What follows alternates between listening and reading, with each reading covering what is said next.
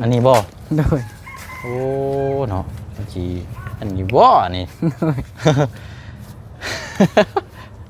พี่น้องแบบปลดแบบนี้นี่สิเอิ้นมานี่นะเอิ้นมาเร็วๆมานี่นะว่ายังบ่มาเลยประมาณนี้ตัวนี้ได้สายทางหัวเฮานี่ได้สายสิเฮ็ดแนวใดนี่ สิตัดไม้ไผ่แต่ว่ายังบ่วางอืม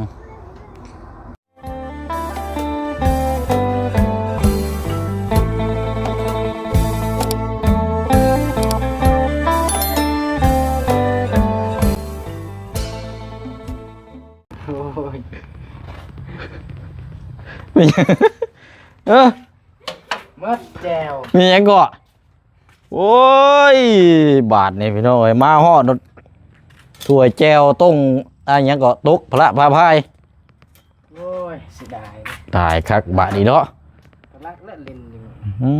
หาผ้ามาเช็ดล่ะคำว่าเป็นไปได้ก็อยากเอาน้ำพุ่นแหละเพราะว่าปลาแดกชำเนาะมันแฉบได้โอ้ยเอากำลังเตรียมอันนี้พี่น้องเอ้ยกับข้าวกับน้ำเนาะเพราะว่าทางอาเจืองมาฮอดแล้วพอดีผู้เชี่ยงก็เดินทาง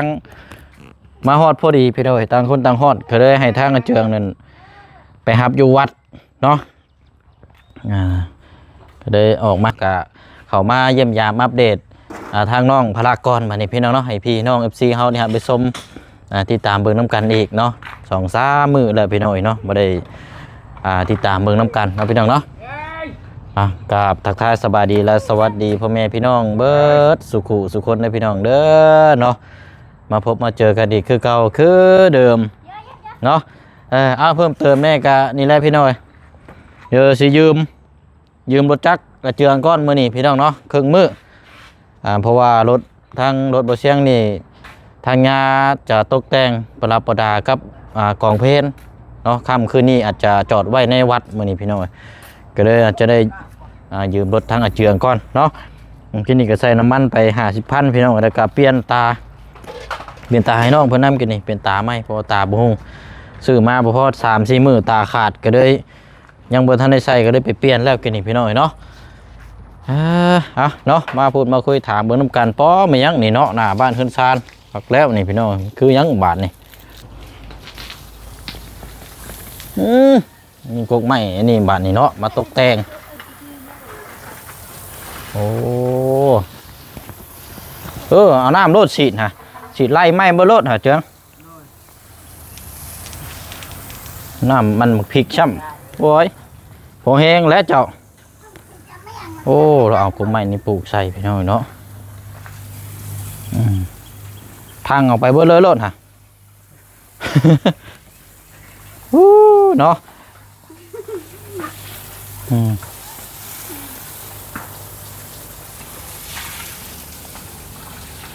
แกงกับข้าวกับน้ำย่อกระโตกมารถง่ายปลาง่างรถกินนี่ใช้สบายดีก่อนสบายดี ยิ้มเลยเจ้าโบเฮ็ดถ้วยแจ้วความกินนี่ แล้ว ถ้วยแจ้วง่ายท้องปลาง่างกินนี่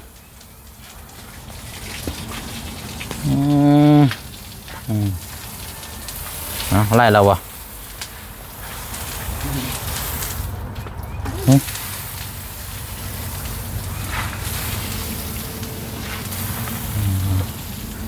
สีน้ำด้วยเอาแล้วก็เฮ็ดอันนี้น้ำเนาะโอ้มันยังปลูกยังอันนี้นะหมึกพริกบ่อ๋ออ้อมแม่นมาเลยบ่นี่โอ้คืออยู่แบบนี้เนาะ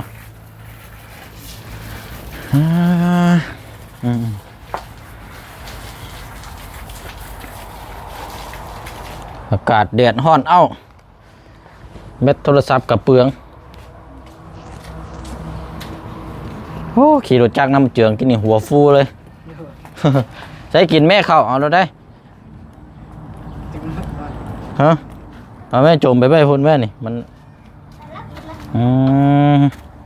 ตัวเจลนี่คือมี2 สูตรนะ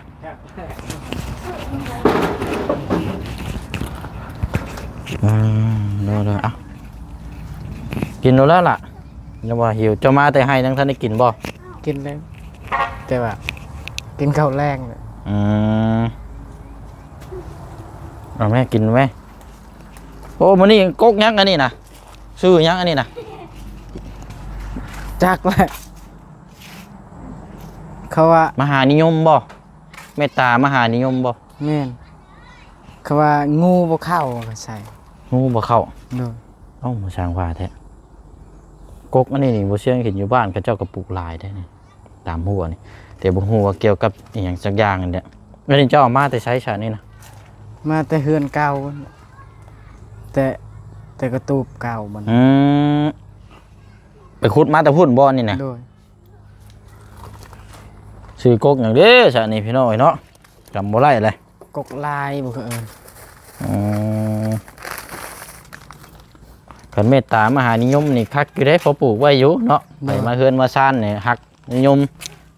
หอม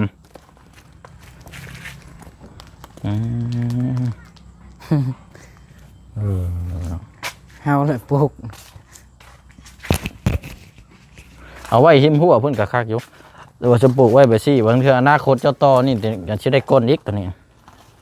มันเทื่อได้ต่อกระเทิบเนาะตัวนี้แถวนี้มันจะได้ก้นได้ โดย สำลักนะใช้หัวได้ก็ได้สิดีกว่านั่นก็ปลูกใช้กระถาง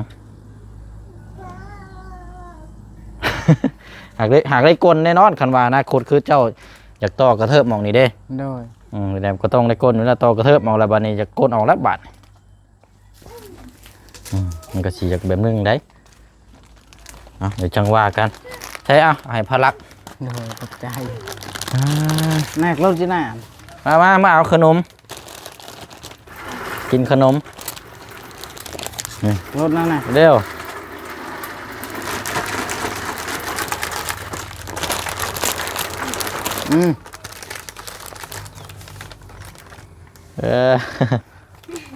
เป็นนี่ไรเนาะ มืดคืนมันหาย มันเป็นยังไงนะ ฮะคืนเมื่อคืนนี่มันบ่ได้ให้เฮาไปซักแล้วไปซักมันเป็นตุ่มแบบนี้ ไปซักยาบ่ โดย ซักยามาแล้ว โดยซักแล้ว นี่หายแล้วเป็นตุ่มเป็นตุ่ม ยันอากาศร้อนกับอากาศยังนี่บ่จักบ่ เขาว่าบ่แม่นไข่ยุง โอ้ยไข่ยุงอยู่บ่ได้หรอกอากาศร้อนนั่นแหละ โดยกันบ่ได้ซักนี่อุ้ยกลางคืนบ่ได้นอนครับ มันบ่สบายตัวมันเด้ โดยแต่คืนนี้มันนอนกันได้ซักเลย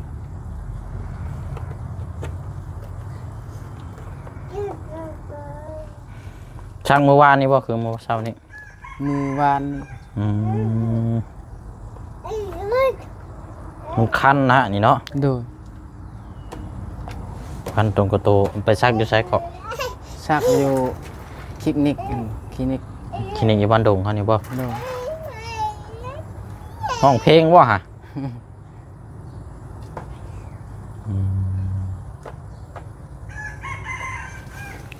เนี่ย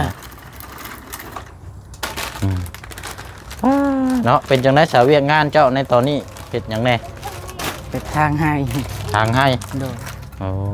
ใกล้แล้วบ่ ยังแหละยังดนผู้เดียวผู้เดียวเอาทาง ผู้เดียวเฮ็ดเนาะ โดย น้องห้างได้ไปซอย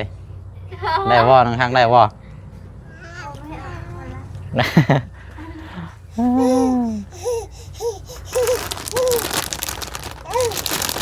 กินอยู่บ่โอเคมันอยู่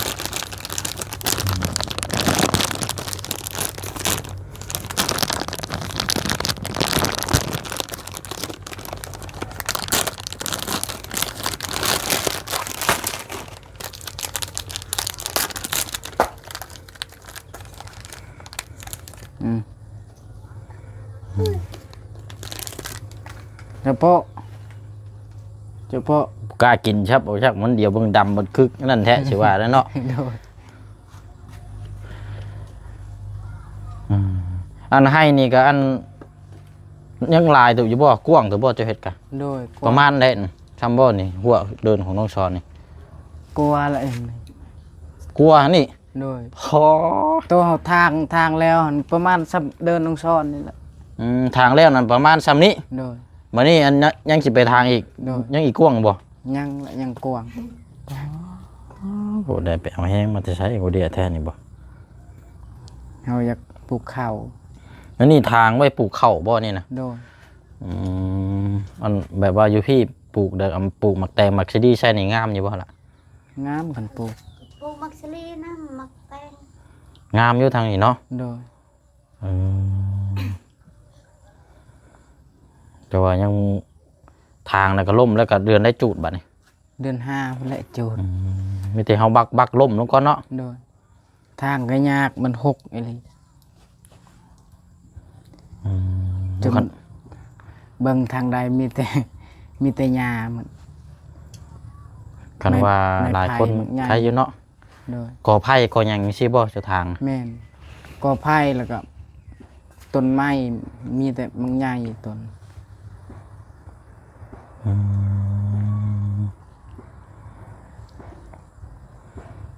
ยังมากินซึ่งแท้บัดนี้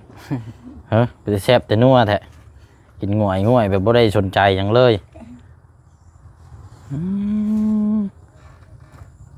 เต็มปากจุลูเลยเพิ่นยัดเข้าเฮาบ่ได้อื่นจักดิ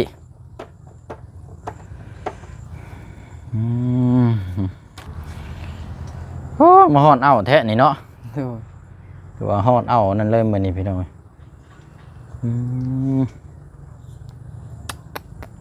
เอาเรื่องอยู่มื้อนี้กะอันหมวกกันน็อกเจ้าบ่ได้มีบ่สัดเจือ บ่มี ใช้หมวกกันน็อกอันนี้เจ้าใช่นะ หมวกนี่ ใช่นะเบิ่งอยู่ฮะตัวแรกนะ นี่ อันนี้บ่ โดย โอ้เนาะอันนี้บ่นี่ มันขาดเลยมันเปื้อนอีกข้างใน เออหมวกมาแต่ใช้นี่นะ ข้าวเปียก หมวกน้องหั่งแล้วไปขอ หมวกขอน้ำเวียด โดยแล้วไปขอเครื่องตอนนั้น หมวกกันน็อกเนาะ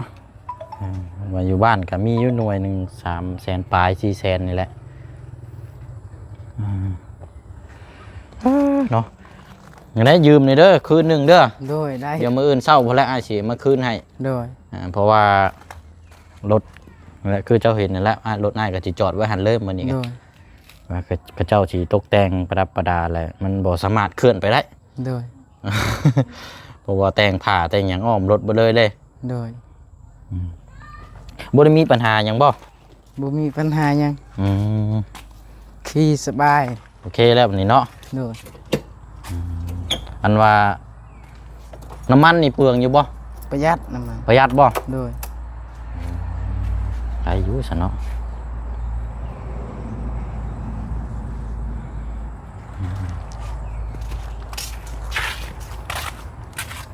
สีแดงแทงใจ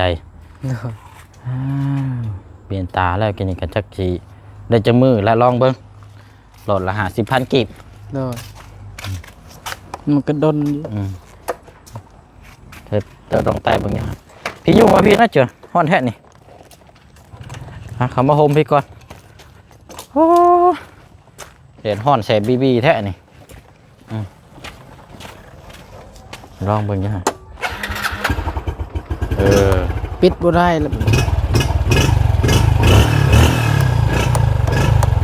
ทำสูงเนาะ โดย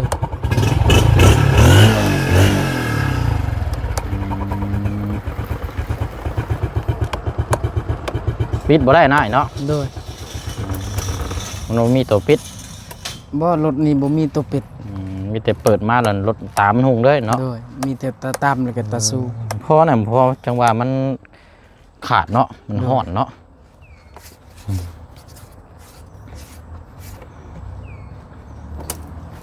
สตาร์ทก็ได้ปกติเนาะ โดย มื้อนี้แหละสิได้ลองทดลองเนาะรถทางอาเจืองสิได้ไปรายงานอยู่เพราะว่าสิไปถ่ายเวียก โดย ทางเดียวมันประหยัดน้ำมันอยู่เนาะ โดย เจ้าไปนี่คือไปชายแดนนี่ประมาณจักลิตรจ้ะ ไปเซแดนใส่20,000นี่ไปแล้วก็เมื่อก็ได้ อืมก็ถือว่าไปกลับนี่ก็ได้อยู่เนาะ โดยไปกลับก็ไปอีกก็ได้ ไปต่ออีกก็ได้ ถือว่าประหยัดอยู่ใช่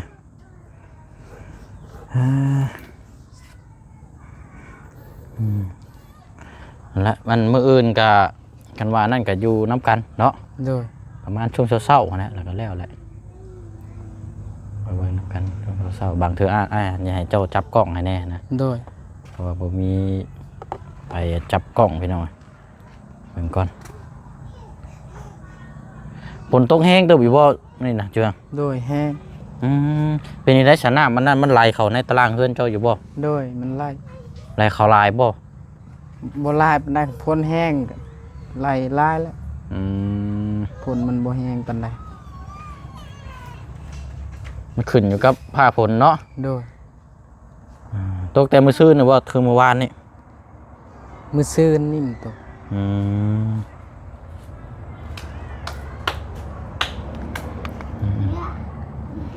ถือว่าผ้าฝนก็ตกเนาะ โดย ตกอากาศมันเปลี่ยนแปลงพี่น้องไอ้พอได้อันนี้แน่สิได้นี่ฮ้อนช่ำนี่จมมื้อแรงนี่ก็ว่าสิตกอีกช่ำบ่จักนี่ก็เนาะคือสีฮ้อนๆเอาๆครับบ่แน่เด้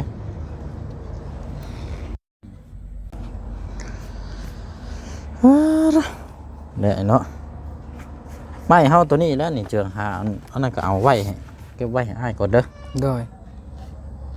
เอาไว้อยู่ตารางเฮือนก็ได้ ไว้สอดตารางเพื่อนหันก็ได้ไว้จะมันหลอกมันอย่างไรฝนตกปูนมัน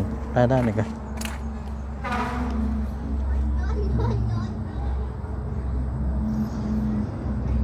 เก็บไว้ในก้อนทั้งอาจารย์เพันว่าอย่าเอาไว้นี้หักจักอันนี้พี่น้อย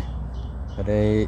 เอาไว้ในก้อนถ้ามีเคล็ดไหลที่จำเป็นในจังมาเอาตัวนี้ไปพุทธ โดย แต่ว่าตัวนี้ยังอาจารย์ว่ายังบ่มีงบที่จะสดซอยก็เลยฝากไว้นี่ก่อนเนาะ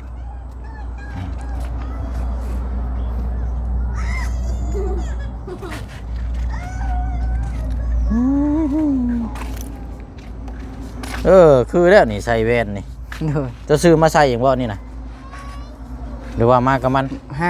มากับรถเลยแหละแว่น แว่นนี่ได้ โดย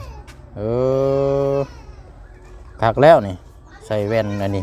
มักนำอยู่นี่สุรานี่ก็เจ้าซื้อมานี่มักถอดรถแว่นเนี่ยจักได้คือบ่มัก โดยเฮาก็บ่มักคือกัน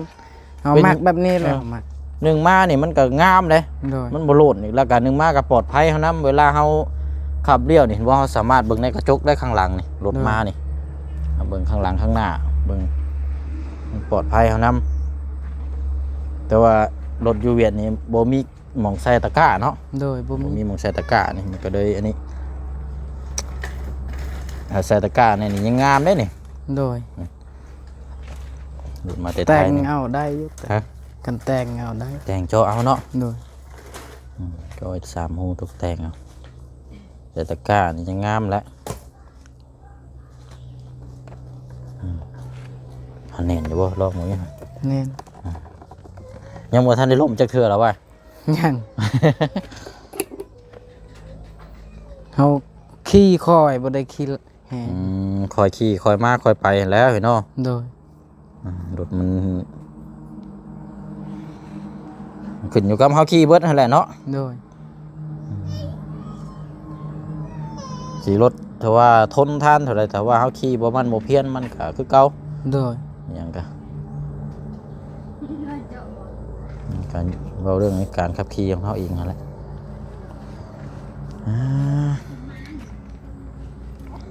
ใจมาลองมือให้จำเลย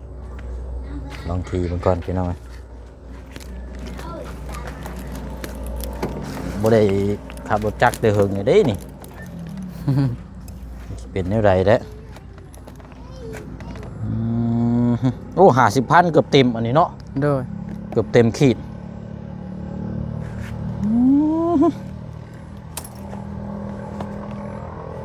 รักไปไปลุงวะ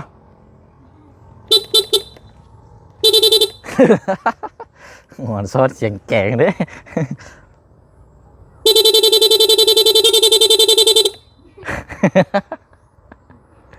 งงหยัง ไม่ว่าแกนี่ก็สามารถแบบสาธิตได้นะนี่พี่น้องแบบปลดแบบนี้นี่สิเอิ้นมานี่นะเอิ้นมาเร็วๆมานี่นะว่ายังบ่มาเลยประมาณนี้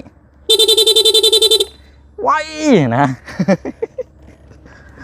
โอ้ยเมื่อยนะ เนาะ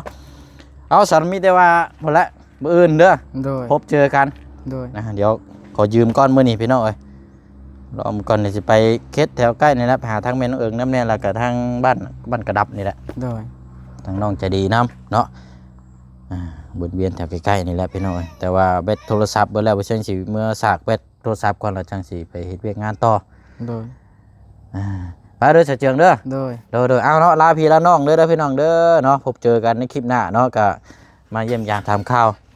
ไปเด้อทางน่ะเด้อบายยังอันนี้มุดหนึ่งดินโอ้ยเหยียบหังมันอันนี้เนาะ โดย โอ้ยระวังได้นี่ลูกเจ้านี่ผมยังเต็มอยู่นี่เนาะ โดย ฮึปะบัดนี้เนาะอันตัวนี้ได้สายทางหัวเขานี่ได้สายเฮ็ดแนวได้นี่ สิตัดไม้ไผ่แต่ว่ายังบ่วาง แต่สิหาแนวทางได้นี่กับพี่น้องเนาะว่าแนวทางเรื่องเฮ็ดประตูปิดดึงสินี่มันก็ว่าเรื่องเงินด้วยเนาะอันนั้นก็ โดย มันลดยากไปหน่อยมีแต่ตัดไม้และแก้ไขไปก่อนเนาะ โดย ก็เฮ็ดไปหั่นแหละว่าจังคุยน้ำกันพี่น้องเอ้ย